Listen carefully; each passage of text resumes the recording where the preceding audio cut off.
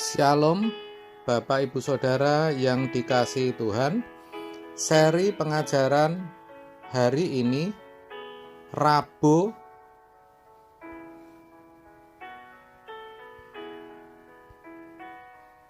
10 Februari 2021, berjudul Bertobatlah. Bertobatlah adalah kata yang sering dikatakan oleh Tuhan Yesus.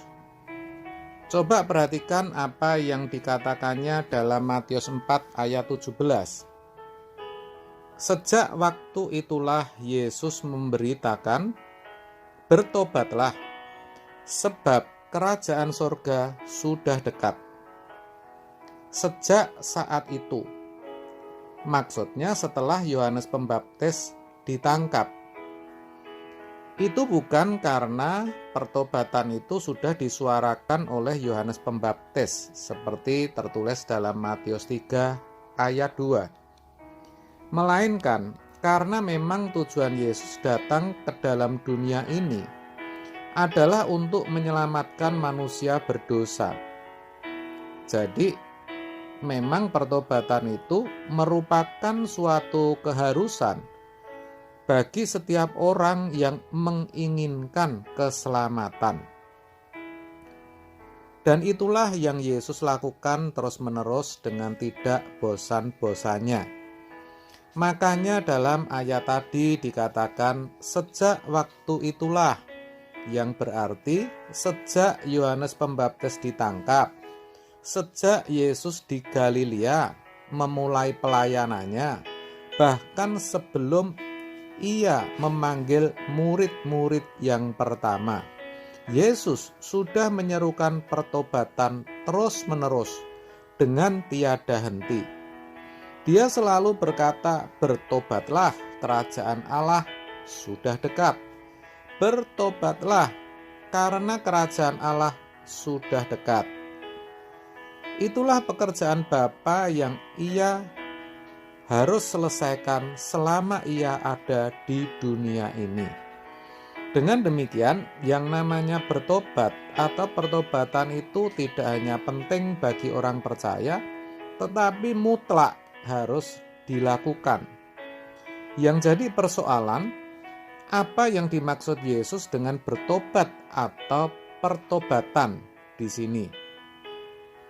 Harus diakui bahwa banyak orang Kristen yang sebenarnya tidak memiliki pemahaman yang benar tentang pertobatan. Mereka biasanya beranggapan orang sudah bertobat karena mereka menyesali perbuatannya. Padahal bertobat dan menyesal itu dua hal yang berbeda. Dalam bahasa Yunani, menyesal itu metamelomai, sedangkan untuk bertobat dipakai kata metanoia. Kedua kata itu berbeda karena yang namanya menyesal itu bukan berarti sudah bertobat. Orang menyesal karena mencuri dan ketahuan. Jadi lain kali kalau mencuri lagi, ia akan lebih hati-hati. Tetapi orang dikatakan bertobat karena menyadari bahwa mencuri itu tidak sesuai dengan kehendak Allah dan ia tidak mau melakukan lagi. Lalu kita juga harus memahami bahwa pertobatan dalam Perjanjian Lama itu berbeda dengan pertobatan dalam Perjanjian Baru. Kalau dalam Perjanjian Lama yang namanya bertobat itu kembali kepada Taurat. Orang yang tadinya hidup tidak sesuai dengan hukum Taurat atau mereka yang meninggalkan Taurat kembali ke jalan yang benar, yaitu hidup sesuai dengan Taurat.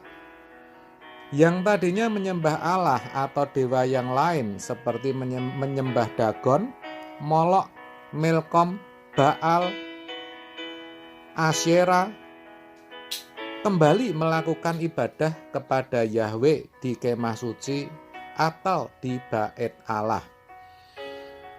Jadi, pertobatan di sini menyangkut perbuatan atau hukum.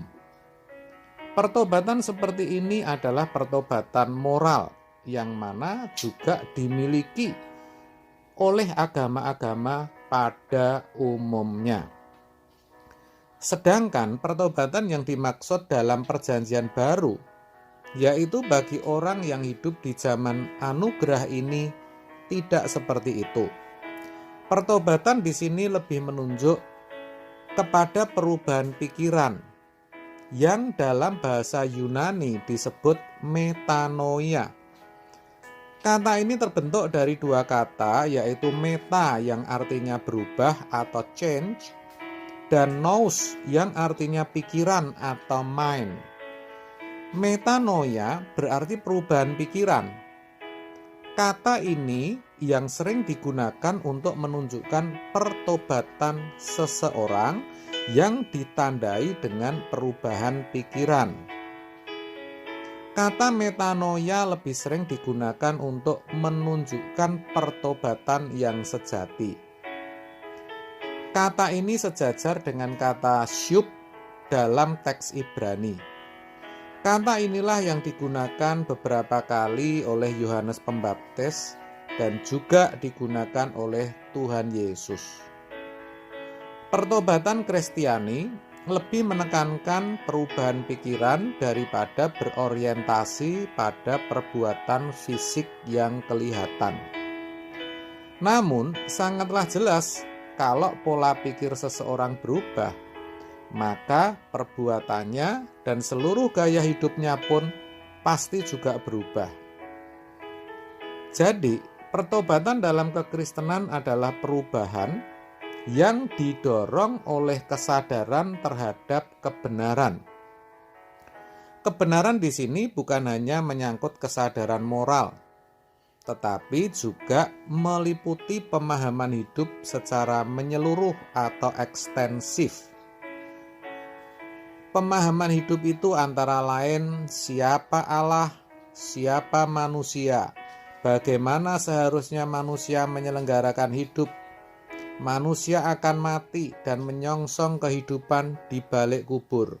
Manusia harus menghadap tahta pengadilan Allah. Manusia harus menjadi seperti yang Sang Khalik kehendaki, dan lain sebagainya.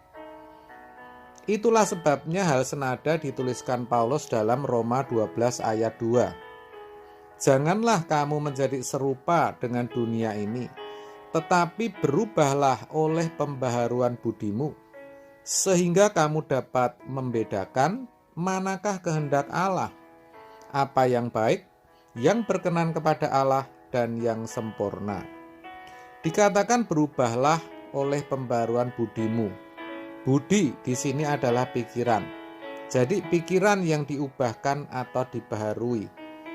Tentu oleh firman Tuhan sampai benar-benar mengerti akan kehendak Allah, yaitu apa yang baik, yang berkenan, dan yang sempurna. Itu tidaklah mudah. Itu harus berlangsung terus sepanjang hidup manusia. Maka pertobatan yang benar itu bukan hanya sekali seperti pemahaman banyak orang. Kan kita sering dengar orang berkata Bapak itu sudah bertobat kok. Maksudnya sudah jadi orang Kristen.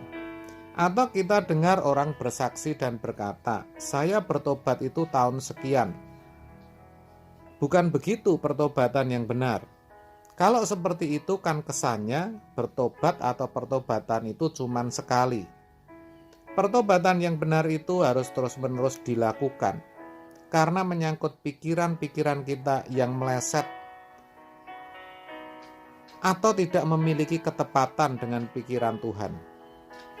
Bukankah kita akui sering pikiran kita salah dan ngelantur, bukan? Sebab itu, kalau Yesus selalu menyerukan pertobatan, bertobatlah, itu betul sekali. Jadi, mari mulai saat ini kita terus melakukan pertobatan atas ketidaktepatan kita dengan kehendak Allah. Jangan pernah berhenti bertobat. Ingat, kerajaan Allah sudah dekat. Amin. Tuhan memberkati.